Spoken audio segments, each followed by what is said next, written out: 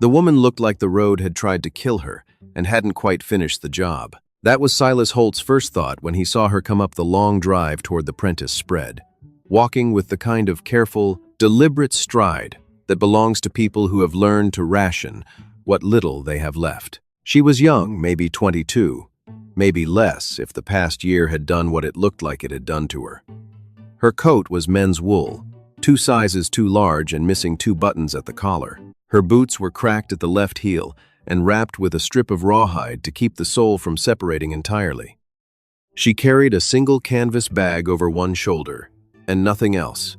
No horse, no companion. Nothing but the bag and the walk and the look about her eyes, of someone who had been making very difficult decisions for a very long time.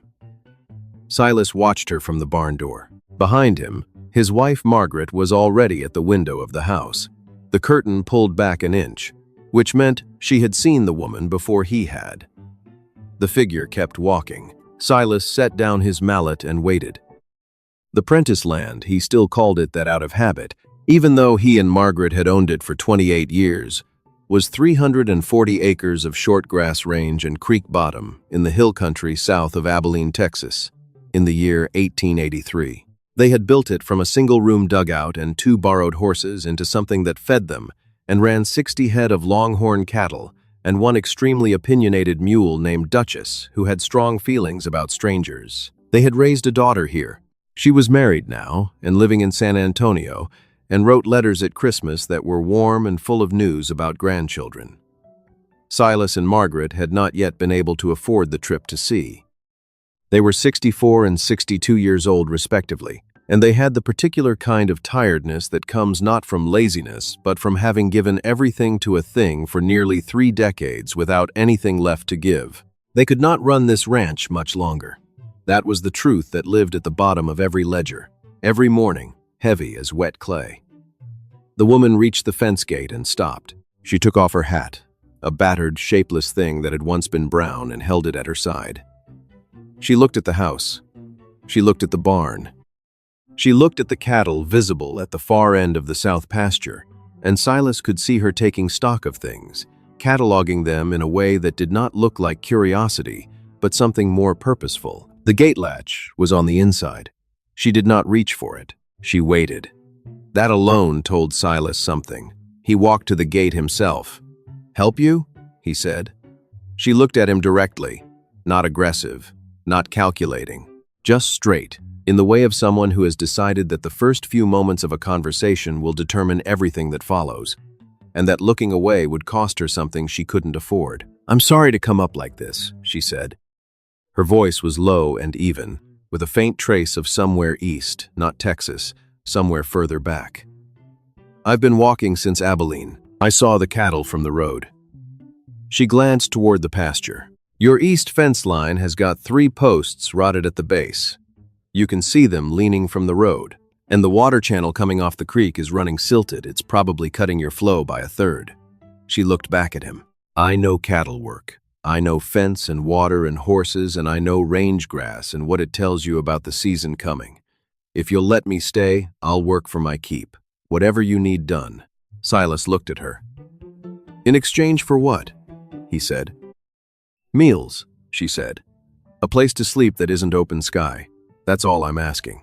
From the house, the screen door opened, and Margaret came across the yard with the unhurried pace of a woman who moves at her own speed and always has. She came to stand beside Silas and looked at the young woman through the fence gate the way she looked at everything carefully, without performance, taking her time. "Where are you coming from?" Margaret asked. "Originally, Kentucky." A pause. "Most recently, nowhere worth naming." "That's a long way from Kentucky." "Yes, ma'am." Margaret's eyes moved across her. The oversized coat, the cracked boot, the single bag. The cut along the back of her right hand that was maybe 3 days old and hadn't been cleaned well enough. Her name, it turned out, was Clara Voss. She offered that without being asked, which Margaret noted.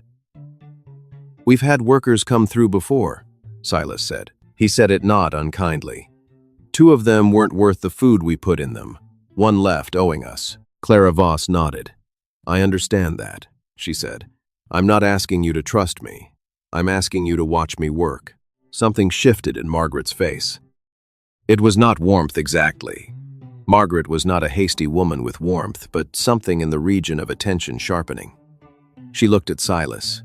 He looked at her. 28 years of marriage had turned this into a language with its own grammar, its own punctuation. He saw her tilt her head by perhaps half an inch. He was working out how to say no politely, the way you say no to someone who hasn't done anything wrong, but whom you can't afford to take on. When Duchess began screaming. Not the ordinary complaint of a mule with opinions. This was something else. This was the flat, carrying alarm of an animal that has seen something it recognizes as danger. From the south pasture came the low thunder of cattle moving, not drifting, not grazing, moving fast and wrong, the way a herd moves when something has frightened it into the wire. Clara Voss turned before either of them spoke. She looked toward the pasture and then back at Silas. "Your cattle are running south," she said, already moving. "If those fence posts are as far gone as they looked from the road, they'll be through before you can get there on foot." She looked at the corral. "Which horse?" Silas pointed at the roan mare without deciding to. It was not the kind of decision he made slowly. His arm moved before the rest of him finished the thought. The way a body acts when there is no time for deliberation, and something in you knows it. Clara Voss was already at the corral gate. She could ride. That was the first thing Margaret saw, and Margaret had been watching people ride horses for 62 years and knew what she was looking at. Clara didn't mount the roan so much as join her. One motion from the ground to the saddle with the economy of someone for whom this is not a skill they learned, but a thing they have simply always known how to do. She was over the rise and out of sight in less than a minute. Silas climbed up onto the fence rail beside Margaret. Neither of them said anything. The sun was an hour from setting. Duchess had gone quiet. The south pasture was empty and still. 31 minutes later, Clara came back over the ridge with all 60 head moving in a compact, calm group ahead of her, and beside her, which was the part that stopped Margaret's breath for a moment, trotting in a loose, inefficient loop around the left flank of the herd, was Duchess, the mule, who had apparently decided somewhere in the last half hour that she had found someone worthy of her cooperation. Duchess did not cooperate with people as a general rule. She tolerated Silas. She evaluated Margaret on a case-by-case basis. She had bitten the last hired hand on the third day, and he had left on the fourth. Duchess was running the herd flank with the focused, self-important energy of an animal who has finally been given a job commensurate with her abilities. Clara brought the cattle into the north pasture, closed the gate, rode back, and dismounted in front of them without breathing hard. "3 posts on the east line are gone," she said, handing Silas the reins. "There's also a section along the south where something's been pushing from outside. Coyotes, maybe. Maybe something bigger. I'd want to walk it in the morning, all of it, to see what you're actually working with." She paused. "You got wire and a post driver?" Silas looked at his cattle. He looked at Duchess, who was now standing at the pasture fence with an expression of profound satisfaction. He looked at the young woman in the oversized coat, standing in his yard, as the evening light went orange across the hill country. He looked at Margaret. Margaret said, "There's a room at the back of the house. Small. There's a cot and a lamp. Supper's at 7. Clara Voss nodded. "Thank you. We don't wait on supper," Margaret added. "I won't be late." She wasn't. She came in at 6:50, had washed her face and hands, had her hair pulled back plain, and sat at the table the way she did everything quietly, without drawing attention to herself, with a quality of stillness that Margaret found in those first days difficult to read. There are 2 kinds of quiet in a person. One is the quiet of someone content with silence. The other is the quiet of someone carrying something they are not ready to put down. Margaret had 62 years of reading people, and she knew which kind this was. She just didn't know yet what Clara Voss was carrying. In the weeks that followed, the answer to that question was not the one Margaret was expecting. Because what Clara Voss had was not the restless, guilty quiet of someone running from something criminal. It was something more private than that, more wounded. She worked the way certain people work, not to impress and not to perform effort, but because she saw what needed doing and did it. She replaced the 3 rotted fence posts on the east line and then kept going, walking every foot of the perimeter the way a person reads a map they know they are going to need. She rebuilt the silted water channel with flat stones and a redirect that Silas had not thought of, and that would have taken him 2 weeks to engineer on his own. She found a respiratory sickness starting in 4 of the cattle before it spread to the rest of the herd, and treated it with a combination of isolation and a paste made from dried herbs. She seemed to know intuitively, and she explained what she was doing and why in the clipped, certain language of someone who learned this from someone who knew it deep. She was better with the cattle than anyone Silas had hired in 15 years. Better, maybe, than Silas himself. He would not have said that out loud. She ate supper with them every evening and was on time every evening, and she was quiet at the table in a way that was never rude, never closed. She answered questions fully, asked her own carefully. She wanted to know where the water table ran in dry summers, which pastures kept their grass and which went sparse, which part of the creek bottom flooded in heavy spring rain. The questions of someone building a place in their head, learning it from the inside. Silas answered her. More each evening. Margaret watched this and said nothing about what she thought about it, because there was something she couldn't settle. Not a wrongness. Clara Voss was honest in a way that was not performed. She worked without anyone watching. She never went into any room she hadn't been invited to. She returned every tool to where she found it. She asked before she changed anything. It was the other thing, the way she never talked about where she'd come from. Not with evasion exactly. Not with the sharp deflection of someone hiding something they are ashamed of. More the way a person doesn't speak about a wound that is still deciding whether it is going to heal. Kentucky, originally, the words she'd offered at the gate. And then, nowhere worth naming. 4 years of silence living inside those 2 sentences. One evening in October, when the first blue norther had come down from the panhandle, and they were sitting after supper with the lamp going and the wind in the eaves, Margaret set down her mending and said, without preamble, "Clara, what happened in Kentucky?" Silas looked up. Clara was quiet for a long moment, looking at her hands on the table. "My father's farm," she said finally. "Outside of Harlan. We ran it together from the time I was old enough to be useful. My mother died when I was 11. It was just us for a long time." She paused. "He died 3 years ago, left everything to me." "And?" Margaret said. "And I was 19, and I thought I knew enough." She looked at the lamp flame. "I didn't. I borrowed against the land to replace the livestock after a hard winter. I thought I could recover by fall. By the time I understood I couldn't, the bank had already made the decision for me." She was quiet. "They took it in the spring of 1,880. I had what I could carry, and $42. The wind pushed at the window glass. "I've been moving since then," she said, "working where someone will have me. Trying to." She stopped, started again differently. "I don't know what I'm trying to do. I just know I can't be still yet. Every time I'm still, I think about the land and how I lost it, and I can't." She stopped again. Margaret picked up her mending. "You've been trying to find something worth stopping for," she said. "Not a question. Said the way you say a thing you have known for a while and have been waiting to name." Clara looked at her. Margaret did not look up from her needle. "Most people are," she said. "There's no shame in it. The shame would be in giving up on the looking." Clara said nothing. But something in her face changed in a way that was very small and very significant. It was 2 weeks later that Harlan Greer came. Silas knew who Harlan Greer was before the man dismounted. He knew the horse a big, well-fed gray with expensive tack, and he knew what it meant that there were 2 men riding behind him, men who wore their guns in a particular way that announced their purpose before they opened their mouths. Greer was a land broker out of Waco. He had made his money buying ranches that were failing from people who were too tired or too broke to hold on, and he had been circling the Prentice land for 2 years with the patient confidence of someone who believes that time is always on his side. He had been right until recently. Silas went for the rifle on the porch rack.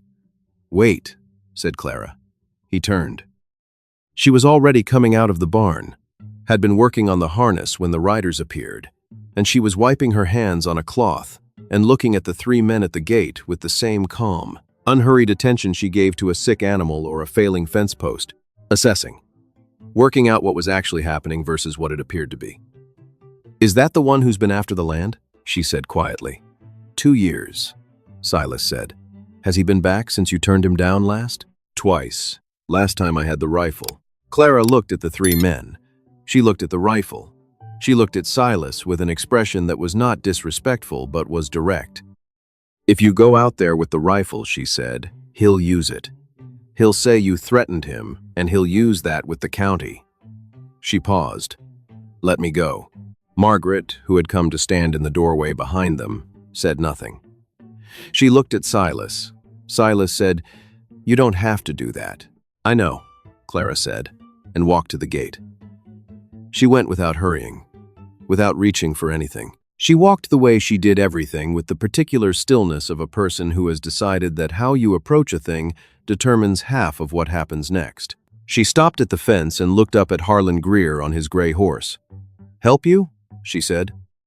Greer looked down at her with the patient, slightly amused expression of a man who has spent 2 years winning exactly this kind of situation. He was well-dressed and soft-spoken and had the smooth hands of a man who employed other men to do anything physically difficult. "I'm here to speak with Silas Holt," he said. "Mr. Holt isn't available right now. I manage operations here. You can speak with me." "Great, Don." A beat. Greer's eyes moved to the house, then back to her. One of the men behind him shifted in the saddle. "And who are you?" "Clara Voss. I've been running this ranch since September." She let that sit for a moment. "If you have business with the Prentice land, you have business with me," Greer smiled. It was not unkind. That was the thing about men like Greer. They were never unkind. They were reasonable. They explained things. "Ms. Voss," he said, "I think you may not fully understand the situation here. Mr. Holt is 64 years old. This has been a hard year. I have an offer on the table that is more than fair, and I think if he understood what the next 5 years of trying to hold this on his own looks like, he would see that clearly." "Mr. Holt is not on his own," Clara said. "No," Greer said, looking at her with something that was almost respect. "Apparently not. But you're not his family. You're a hired hand, and when the hard season comes, and it will come, you'll move on the way hired hands do, and he'll be in the same position he's in now, only older." He spread his hands. "I'm trying to help him see what's in his best interest." "Mr. Holt's best interest," Clara said, "is for you to take your offer back to Waco." Greer's smile didn't change. "I think you're misunderstanding your position here. I think you're misunderstanding mine." The 2 men behind him looked at each other. Because Clara Voss was 22 years old and slight in an oversized coat and standing at a fence without a weapon visible, and she was not afraid, not performing calmness.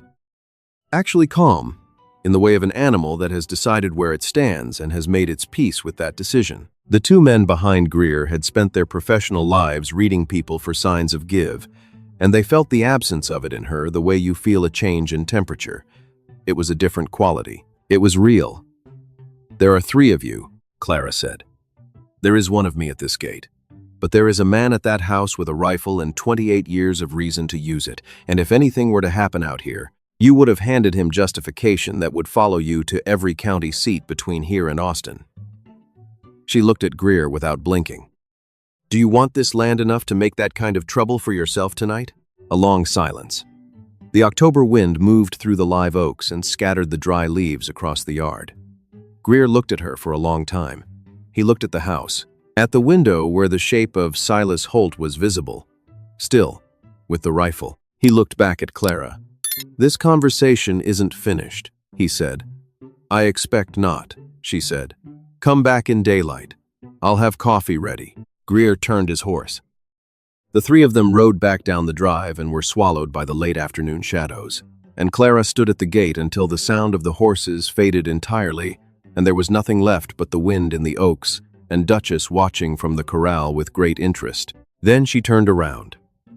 Silas Holt was standing on the porch. He had the rifle in the crook of his arm, and he was looking at Clara with an expression that Margaret, watching from the doorway, had not seen on her husband's face in a long time. She recognized it.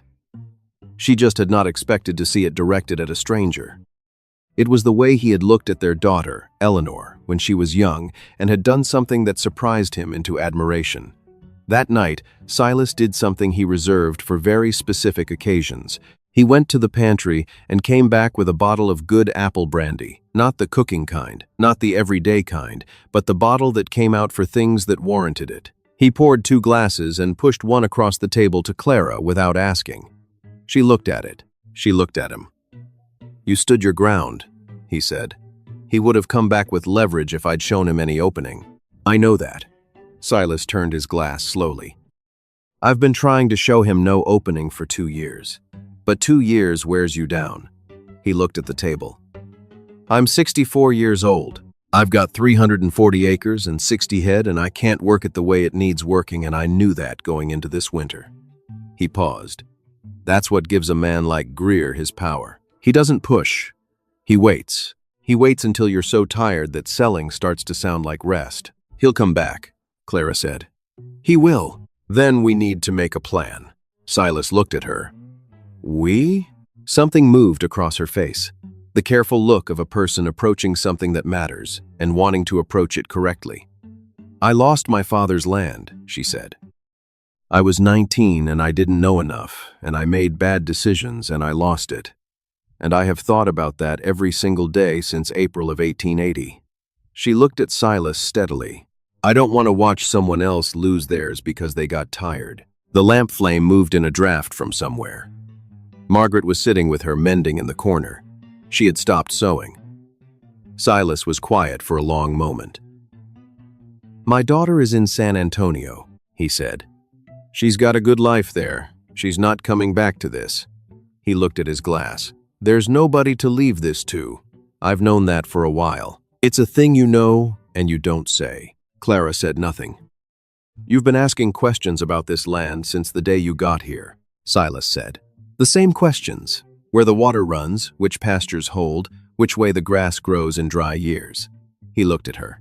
"You've been learning it." "Yes," she said. "Why?" Clara looked at the table for a moment. When she looked up, her expression was plain and unguarded, in a way it hadn't been before. "Because it's worth learning," she said. "Because it's good land, and it deserves someone who'll learn it properly. And because—" She stopped. "Because when I work here, I don't feel like I'm passing through anymore." The room was very quiet. Silas looked at Margaret. Margaret looked at Silas. 28 years. "I have a lawyer in Abilene," Silas said. "Good man. I've been thinking about something since October, since you fixed that water channel without being told to, and then explained to me why it would work better than what I had." He set down his glass. "I want to make you an offer." Clara waited. "Work this land through the winter with us. If it's still working in the spring, and if you still want to stay, I'll draw up a partnership. A real one. 25% of the operation. Not wages, ownership, with first right to buy the rest at a fair price when the time comes." He looked at her levelly. "In writing. Lawyer's ink." The lamp between them burned. "Why?" Clara asked. "Because you're good," Silas said. "Because you stood at that gate tonight and you weren't afraid and you didn't do anything foolish. And because—" He paused, looked at his hands. "Because this land deserves someone who'll fight for it, and you've already proven you will." Clara's eyes went bright. She did not look away. She did not try to compose her face into something more guarded. She just let it be there the way an honest person lets a true thing be visible. "I'll earn it," she said. "I know you will," Silas said. "That's why I'm asking." Margaret stood up from her chair. She walked to the pantry, came back with a third glass, and sat down at the table. She poured herself a measure of the good brandy, because Silas had forgotten to pour one for her, which he had been doing since 1855. And some things were simply permanent features of the landscape. "Well," she said, "now that that's settled," and for the first time since she had walked up the drive in the October light with the cracked boots and the oversized coat, Clara Voss laughed. It was a short sound, surprised out of her, and it changed her face entirely. Greer came back in December. He brought a county assessor and a document with official-looking seals, and he wore the expression of a man who believes that paperwork settles things that conversation cannot. He found Clara at the east fence line resetting posts in hard ground, and Silas at the barn door, and Duchess positioned at the property gate with the implacable disapproval of a creature who has seen this man before and formed her opinion. Clara straightened up and pulled off her gloves. "The Prentice land is not for sale," she said. "We are registered with the county as a partnership operation as of November. Any legal correspondence should be directed to our attorney in Abilene." She tilted her head. "I can write down his name and address for you right now, if that would help." Greer looked at Silas. Silas looked back at him with 64 years of ownership on his face and a rifle in the crook of his arm and no particular expression at all. Greer left. He did not come back after that. The winter was hard. 3 weeks in January where the norther came down and the creek froze at the edges, and the cattle needed daily breaking of the ice in the water troughs, and the mornings became a long negotiation between what had to be done and what cold permitted. Clara worked through it without complaint, which Silas noticed and never commented on, because that was how respect traveled between them in silence, through what was seen and acknowledged without needing to be spoken. By the time February broke and the first warm days came and the creek ran full and the south pasture showed the pale green of new grass underneath the dead, something had come back to the Prentice land that had not been fully there in several years. Not ease, exactly. Ranching does not permit ease. Not the absence of difficulty or the absence of grief. Margaret still climbed the small rise behind the east pasture some evenings and stood looking south toward San Antonio and said things into the open air that were between herself and the distance alone. That would always be there. You do not reach 62 years without accumulating things that belong to you and cannot be shared. But the other things were there now. The sound of two people working together in the early morning, with the easy, abbreviated language of people who know each other's methods. The sound of Duchess making her rounds with the officious diligence of a mule who takes her responsibilities with great seriousness. The sound of supper at 7, and the conversation that ran longer now and ranged further, across the land and the seasons, and the slow accumulation of plans for what this place could become. The sound, Silas thought on one of the warm February evenings, of a place that has found its footing again. On a Sunday in early March, Margaret found Clara at the top of the rise that looked out over the south pasture, sitting with a piece of paper and a pen in her lap, and the long afternoon light going gold across the hill country below. Margaret climbed up and sat beside her. Her knees were 62 years old, and they said so, but she managed. "You're writing to someone," Margaret said. It wasn't a question. Clara looked at the paper in her lap. "A man I knew in Kentucky," she said. "Before." She was quiet for a moment. "He came out west 2 years ago looking for work. Last I heard, he was in Colorado. We wrote for a while, and then," she gestured at the general fact of distance and time and everything that had happened. "Then I lost track. But you're writing now. I found his address through someone I used to know." She paused. "I didn't have anything to tell him before. Nothing that would have made sense to say. She stopped. Looked at the south pasture, at the fence line running straight and solid, every post set right. Now, I have something to say." Margaret looked at the cattle moving through the new grass in the long light below them. "When Silas and I came to this land," she said, "we had practically nothing. 2 horses and a piece of paper and more optimism than was probably wise. The first year, I thought we had made a terrible mistake almost every single morning." She paused. "But you know what we had?"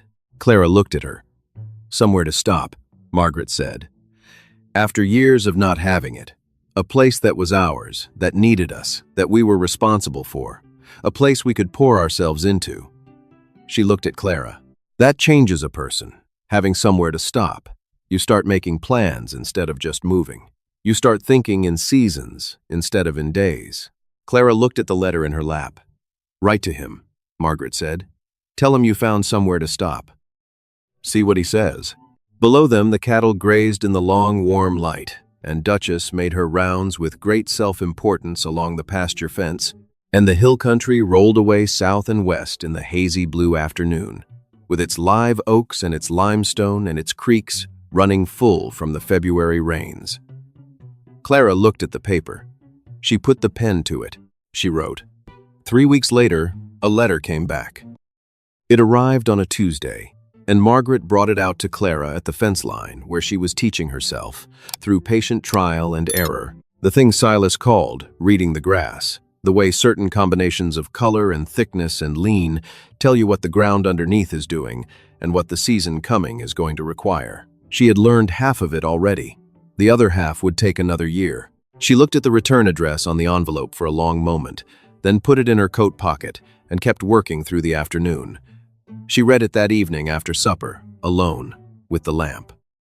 The next morning, she told Margaret that he was in Colorado still, working a horse ranch outside of Alamosa, and that he was coming south in May because the man he worked for was a reasonable man and could spare him for 2 weeks, and because he had read her letter 3 times and had some things of his own to say, things that required being said in the same room.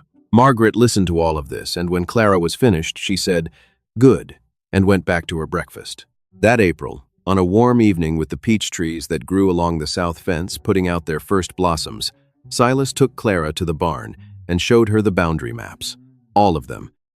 The original survey and the additions and the water rights registered with the county and the notes his own father had made in the margins in a hand that had gone cramped and slow at the end. He spread them out on the workbench, and they stood there in the lamplight going through them one by one.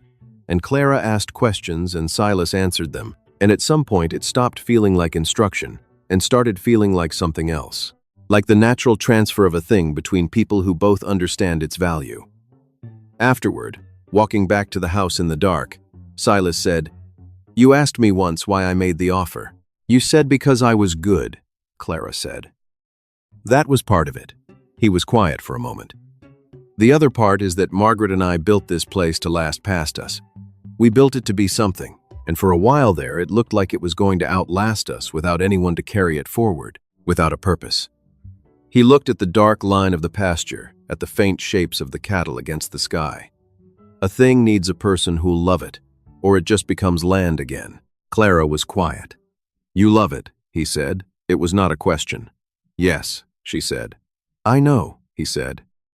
I could tell by October. She did not know until much later, until she was standing at that same gate again in May, watching a horse come up the drive from the direction of the Abilene road, a man on it who had the particular look of someone who has been traveling a long time toward a specific place that she had known it herself nearly as early. You don't always see the moment when the moving stops. You don't feel the ground go solid underneath you at the exact second it does. You feel it later. Looking back at the road you came up, at the gate you stopped at the woman in the window who opened the door before you knocked. Sometimes you only know it in retrospect, but you know it, and the drifting is done. Sometimes the most important turning point in a life doesn't announce itself.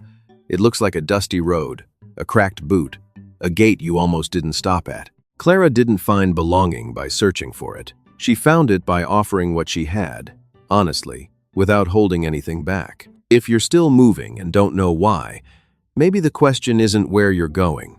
Maybe it's what you're willing to give when you get there. A small note for you. This story was created and fictionalized by AI, crafted to bring you a moment of entertainment and, hopefully, leave something warm and useful in your heart long after the last word.